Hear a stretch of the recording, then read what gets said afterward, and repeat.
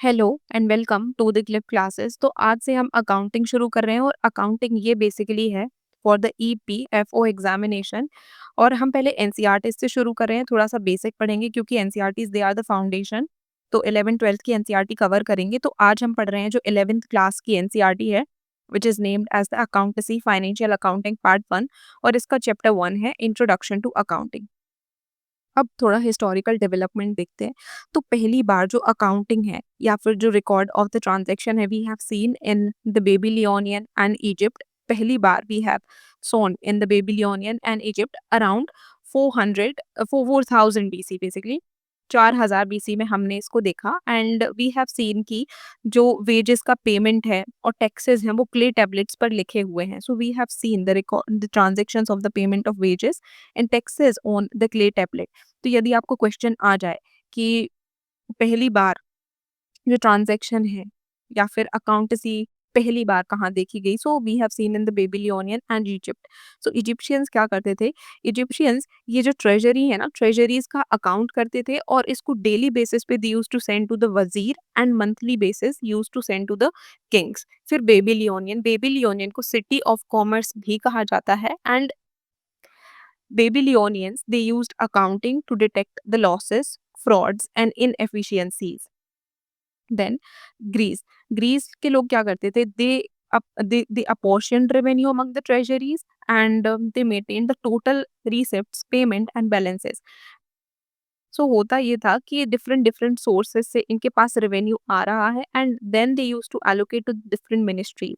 फिर रोमन्स, रोमन्स ने डे बुक या फिर जो मेमोरेंडम है वो मतलब डेली बेसिस पे they they use to mention for the receipts and payments. फिर ये जो डेली बुक है ना, ये डे डे बुक को they use to account on the monthly ledger. फिर ये जो पोस्टेड एंट्रीज हैं वो मंथली लेजर में डाली जाती थी, ये रिसिप्ट्स एंड पेमेंट्स वाली। फिर China, China has developed the sophisticated government accounting. India में आपने सुना होगा कौटिल्य, जो कि चंद्रगुप्त के किंगडम में थे, इन्होंने अर्थशास्त्र लिखी है। एंड अर्थशास्त्र में he has mentioned the methods to maintain the accounting records. What he has mentioned? He has mentioned the methods to maintain the accounting record, कि किस तरीके से अकाउंटिंग रिकॉर्ड को मेंटेन किया जाए।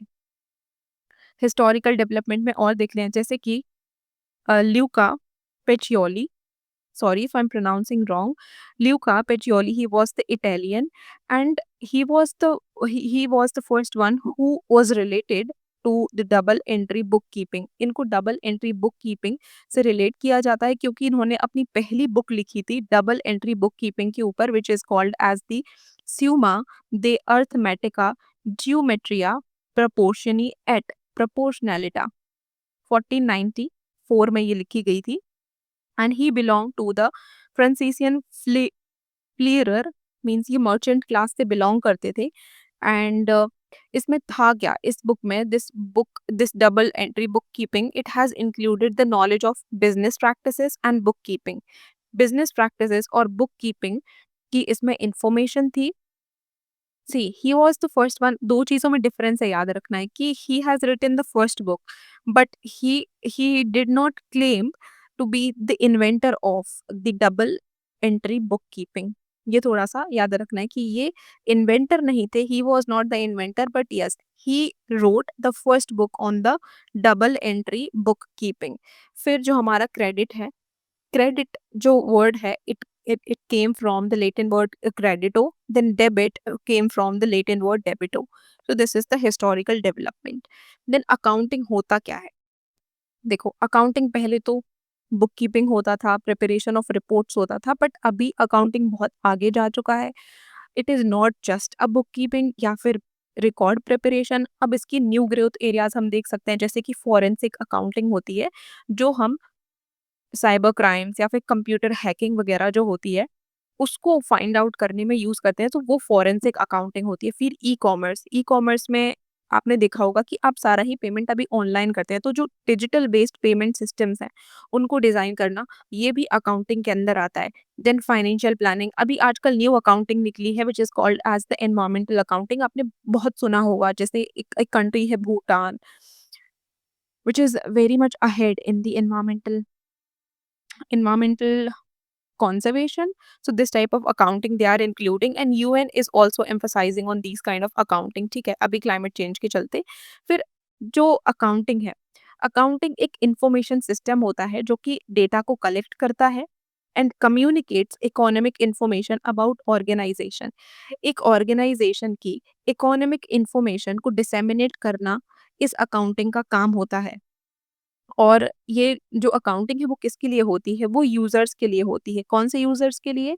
जो कि ऑर्गेनाइज़ेशन की परफ़ॉर्मेंस के बेस पे अपने डिसीज़न्स या फिर एक्शन लेते हैं। तो होता ये है कि अकाउंटिंग में a person is collecting a data, organizing it, then preparing a report. इस रिपोर्ट को वो यूज़र्स यूज़ करते हैं जो जो कि ऑर्गेनाइजेशन की परफॉर्मेंस के बेसिस पे डिसीजंस लेते हैं। So it is for them.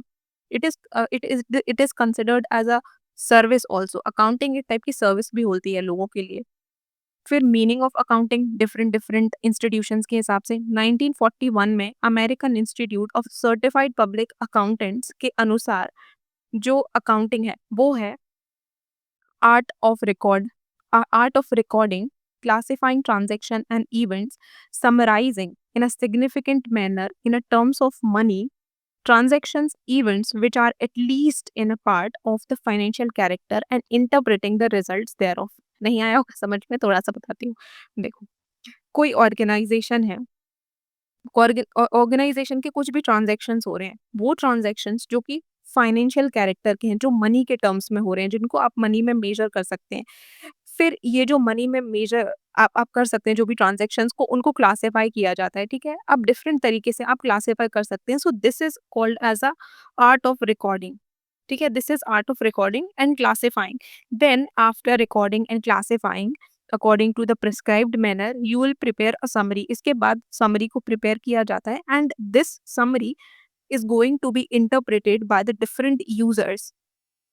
different users who are using this accounting or the accounts of that particular organization। ठीक है, फिर इसको इंटरप्रेट करते हैं और फिर रिजल्ट देते हैं। ठीक है, सो आया होगा आपको समझ, I think. Then meaning of the accounting 1966 में अमेरिकन अकाउंटिंग एसोसिएशन ने डिफाइन किया अकाउंटिंग को कुछ इस तरीके से कि ये एक प्रोसेस है जिसमें हम इकोनॉमिक इंफॉर्मेशन को आइडेंटिफाई करते हैं, इसको मेजर करते हैं। इसको मेजर कैसे करते हैं? इसको हम कैश, मनी मनी के टर्म्स में मेजर करते हैं। अब ये देखा होगा आपने। देन कम्युनिकेटिंग, इसको कम्युनिकेट किया जाता है यूजर्स को। अब इसका पर्पस क्या है? इसका पर्पस है कि इन्फॉर्म्ड डिसीजन लिए जाएं by the users of the information. देखो, यूजर्स ऑफ इंफॉर्मेशन आप समझ रहे होंगे, जैसे हर एक टाइप की सर्विस या फिर गुड्स के यूजर्स होते हैं, तो अकाउंटिंग के भी यूजर्स होते हैं। Every each and you and me, we are just a layman, we are not the users of accounting. But see, if you are if you suppose you have a company and you are the stakeholder in another company, so you will analyze the report of another company in order to invest, so you are the user। यदि आप उस company की accounting के basis पे decision ले रहे हैं तो यू आर द यूजर। ठीक है, तो ये यूजर होते हैं। फिर देख लेते हैं। देखो, इकोनॉमिक इवेंट हुआ, ये एनसीईआरटी में दिया है। प्रोसेस ऑफ अकाउंटिंग, कोई भी इकोनॉमिक इवेंट होता है उसको अकाउंटिंग प्रोसेस के थ्रू वी आर रिकॉर्डिंग। ठीक है, फिर उसके बाद उसको कम्युनिकेट किया जाता है एंड उस कम्युनिकेशन के बाद डिसीजंस लिए जाते हैं। अब ये डिसीजंस हो सकता है कि इंटरनल यूजर ले, मतलब जो कंपनी के अंदर है या फिर जो ऑर्गेनाइजेशन के अंदर है वो, या फिर जो एक्सटर्नल यूजर्स हैं। एक्सटर्नल यूजर्स आप समझ रहे होंगे, जैसे कि स्टेक होल्डर्स हैं या फिर जिन्होंने इन्वेस्ट की है मनी। इन सिंपल टर्म्स कि those are not the part of organization but helping in the transaction, या फिर जिनके साथ बाहर से हमारा आपसी तालमेल है। एक देखो परिवार के लोग होते हैं और दूसरे होते हैं हमारे रिलेशन, जो रिश्तेदार होते हैं, या फिर हमारा जो आउटसाइड कम्युनिकेशन होता है, नॉट नेसेसरीली दी रिलेशनशिप, या फिर हमारा फाइनेंशियल ट्रांजेक्शन किसी दुकानदार के साथ भी हो सकता है। कुछ भी ऐसी चीजें होती है। ठीक है, तो ये इंटरनल और एक्सटर्नल यूजर्स अलग अलग होते हैं किसी ऑर्गेनाइजेशन के। फिर फंक्शंस ऑफ द अकाउंटिंग, देखो 1970 में जो अकाउंटिंग प्रिंसिपल बोर्ड है किसका, American institute of certified public accounts का, इन्होंने बताया कि कुछ फंक्शंस हैं जैसे कि अकाउंटिंग क्वांटिटेटिव इंफॉर्मेशन प्रोवाइड करता है, याद रखना है it is not providing the qualitative, qualitative information नहीं प्रोवाइड करता है, it is providing the quantitative जिसको आप मेजर कर सकते हैं।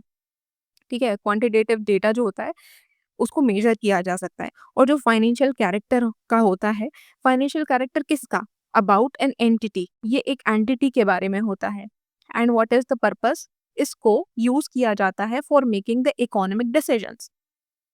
देन अभी देखो थोड़ा सा ये समराइजेशन है और इसके बाद इसका एलैबोरेशन भी पढ़ेंगे। देन ठीक है, ये the process of identifying, measuring, recording, communicating the required information related to the economic events of organization to interested users of such information।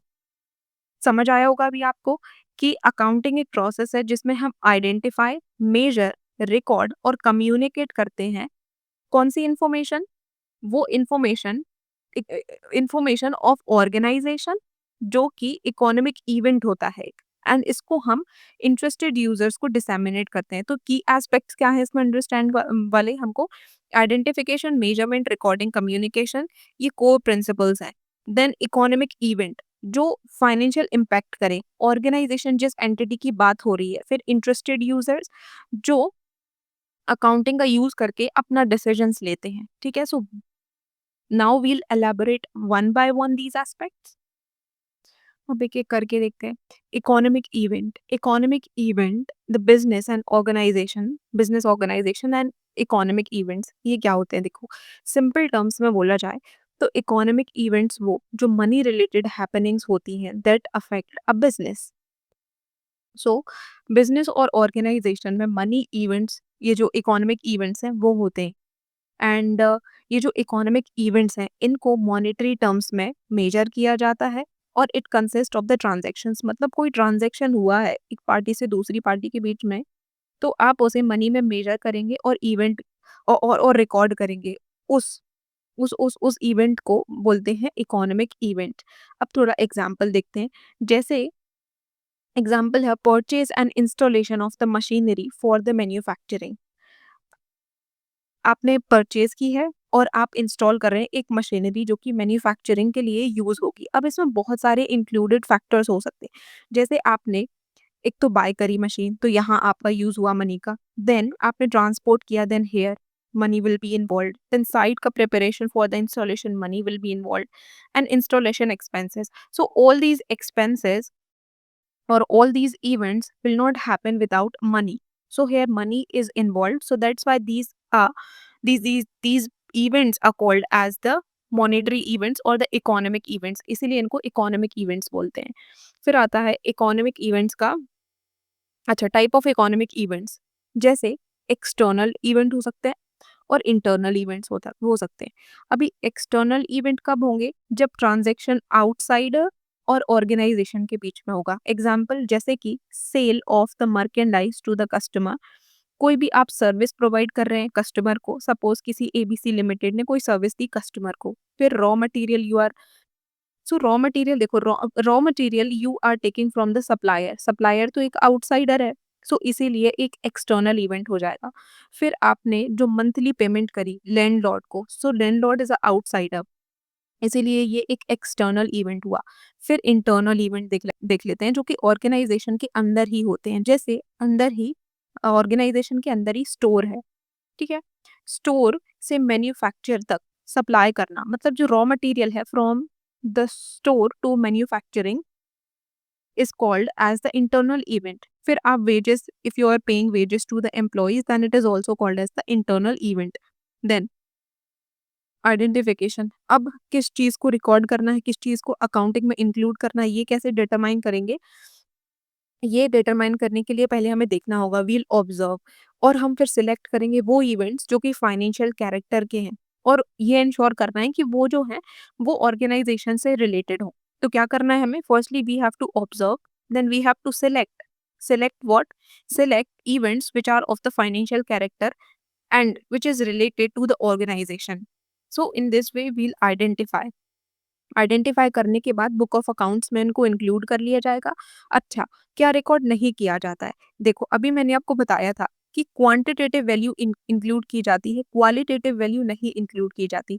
So here these things जैसे कि value of human resource, change in the managerial policies and appointment of the personal, जे they are qualitative in nature, so that's why they are not included.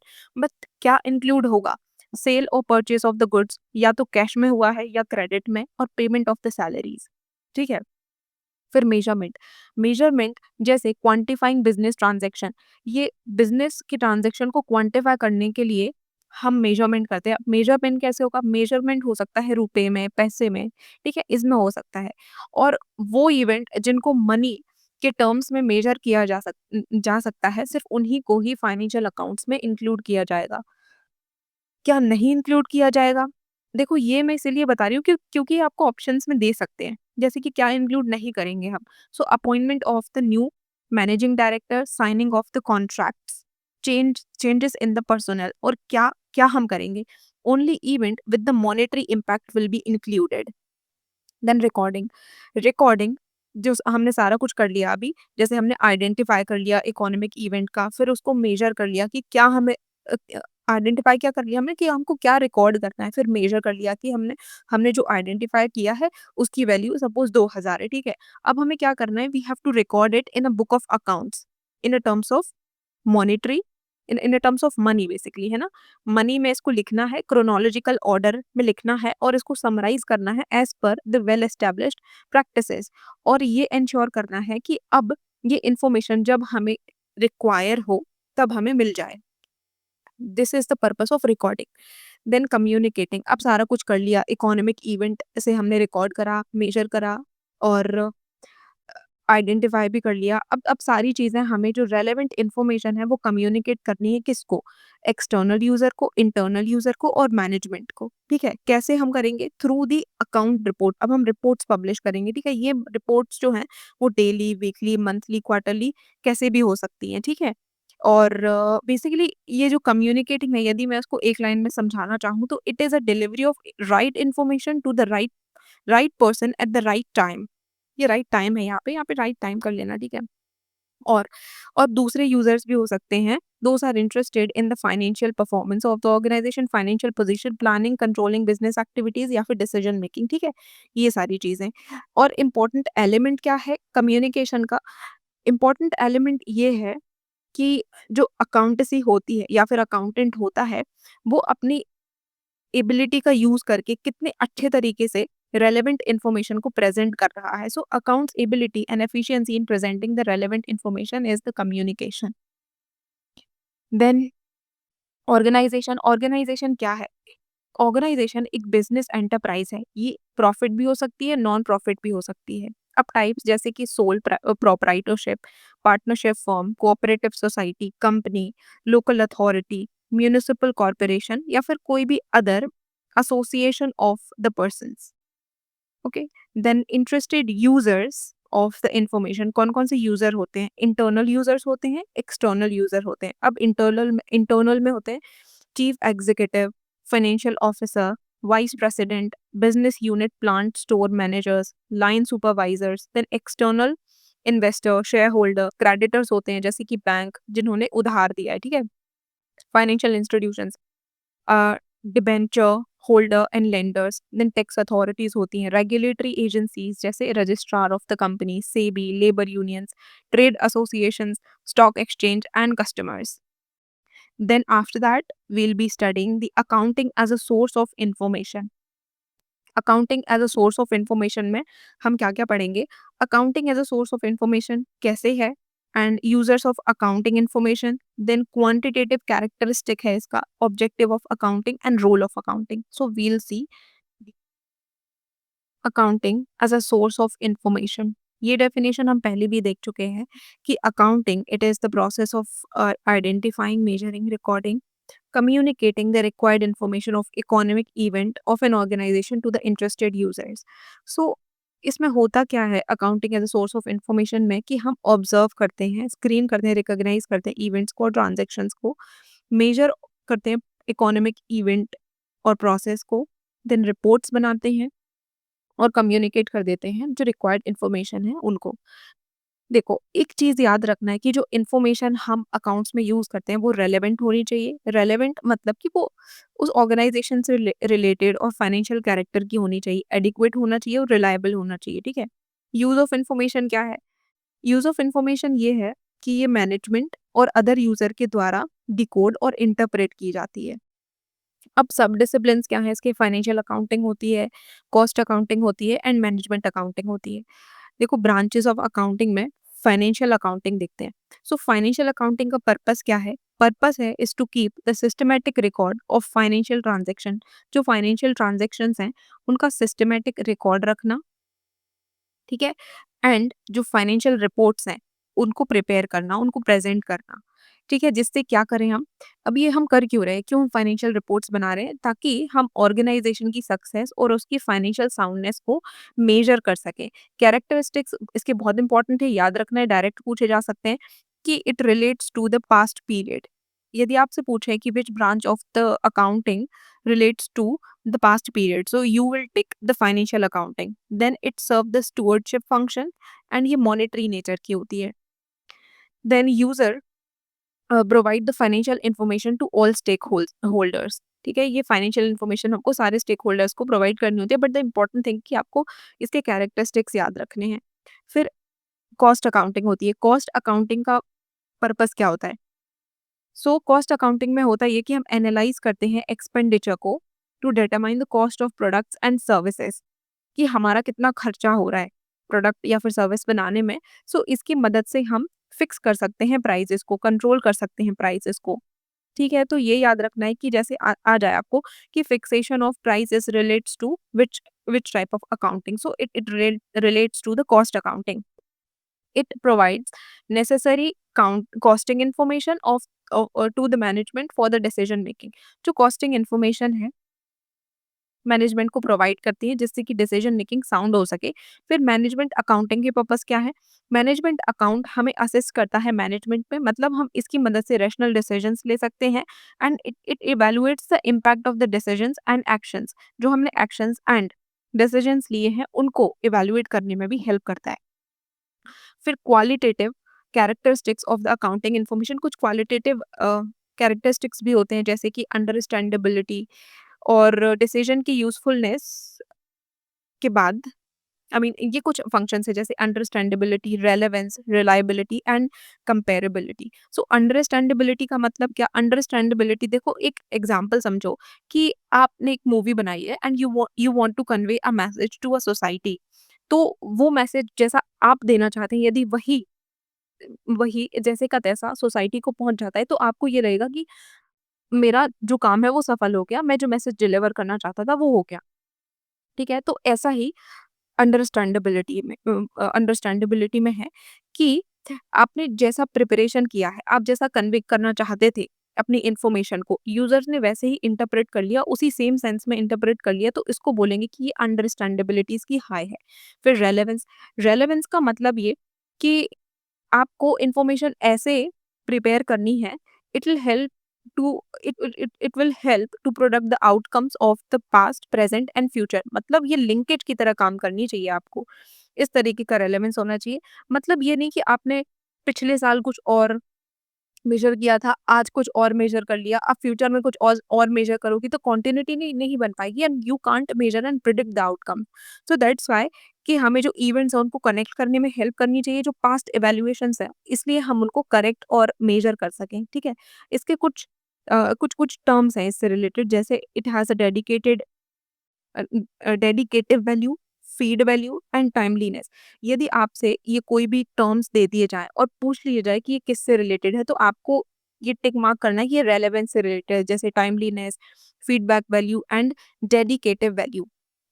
फिर reliability, reliability का मतलब ये कि आप जो इन्फॉर्मेशन दे रहे हैं, वो फ्री फ्रॉम एरर, बायस और फेथफुल होनी चाहिए, ठीक है? Verifiability, neutrality and faithfulness. Then comparability, comparability आप कंपेयर कब कर सकते हैं?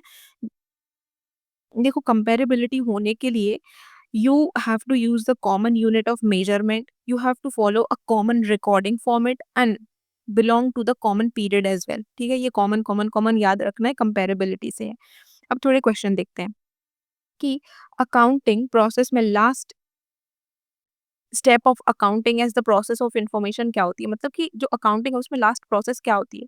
लास्ट प्रोसेस तो वो होती है ना जब हम कम्युनिकेट कर देते हैं इंफॉर्मेशन को, so this is the last process.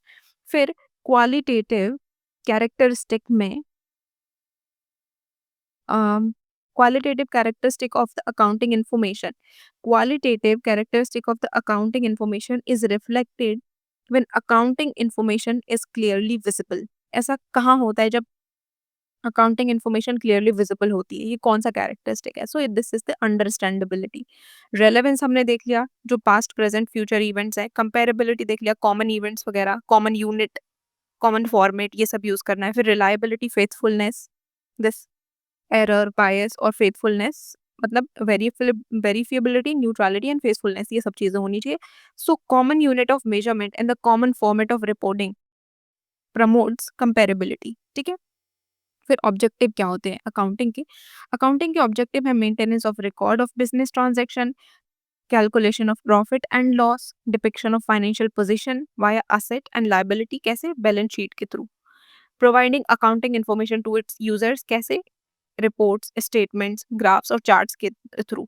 Role of accounting क्या है। रोल ऑफ अकाउंटिंग है क्वांटिटेटिव इन्फॉर्मेशन प्रोवाइड करना, नॉट द क्वालिटेटिव, और वो क्वांटिटेटिव जो कि फाइनेंशियल नेचर की है। क्या देखा हमने, मैंने बताया आपको कि ऑब्जेक्टिव क्या है कि हमें जो बिजनेस के ट्रांजैक्शन हो रहे हैं उनको रिकॉर्ड करना है, हमें ये देखना है कि प्रॉफिट एंड लॉस हो रहा है, क्या हो रहा है। फिर हमें फाइनेंशियल पोजीशन देखनी है किसी ऑर्गेनाइजेशन की, कैसे देखेंगे हम, असेट और लायबिलिटीज के थ्रू देखेंगे।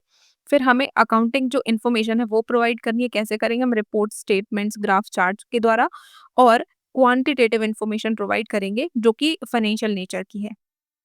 फिर different roles of the accounting, क्या क्या रोल्स हैं। देखो, ये अकाउंटिंग जो है वो लैंग्वेज होती है बिजनेस की, ये एक हिस्टोरिकल रिकॉर्ड होता है, ये करंट इकोनॉमिक रियलिटी को दिखाती है, कैसे कि एक इकोनॉमिक एंटिटी है उसकी ट्रू इकोनॉमिक वैल्यू क्या है आज के दौर पे। एज अ इंफॉर्मेशन सिस्टम, ये एज अ इंफॉर्मेशन सिस्टम सर्व करती है, एज अ कमोडिटी भी सर्व करती है, वेरी इंपॉर्टेंट। ठीक है, कैसे कि ये सर्व करती है सोसाइटी को, it acts as a commodity as well. Then कुछ बेसिक टर्म्स हैं अकाउंटेंसी के, जैसे एंटिटी देखेंगे हम, transaction, asset, liabilities, capital, sale, revenue, expense, expenditure, profit, gain, loss, discount, voucher, goods, drawing, purchase, stock, debtors and creditors. So ये सारे हम one by one now